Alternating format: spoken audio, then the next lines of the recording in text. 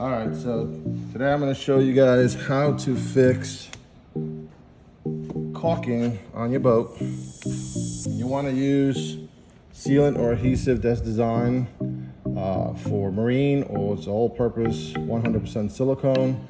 Otherwise, you'll be wasting your time. As you can see in the groove right here, it's been a while, it's worn out, and you want to seal that because you don't want water getting in there. I've cleaned it out to the best that I can. I'm sure there's some guys out there that can probably do it better than I can, but I'll show you what I've worked on. So what I do is I put it into the area that I want to seal, and you're just going to go back and forth, squeezing in as much as you can into it. You want to get as much in there as possible so it adheres properly.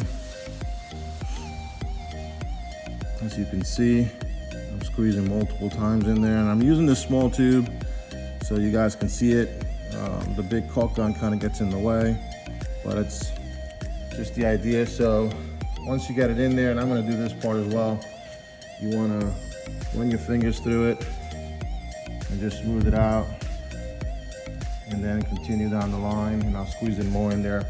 The whole idea is, I'm not the best caulker, but you want to get all this stuff sealed up.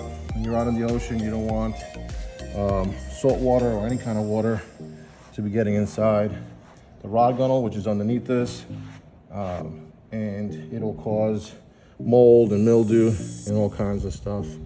So just a couple of tips I throw out there. If anyone has any comments on how to do it better, that's great. Like I said, I'm not a pro at this, but I am a pro at knowing what happens. You can look under here.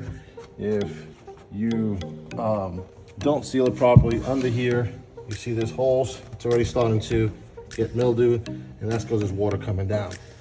So anyone has any questions or comments, love the feedback. I'm not a pro or an expert. Just wanted to share that with everyone, and I hope everyone likes it. Peace.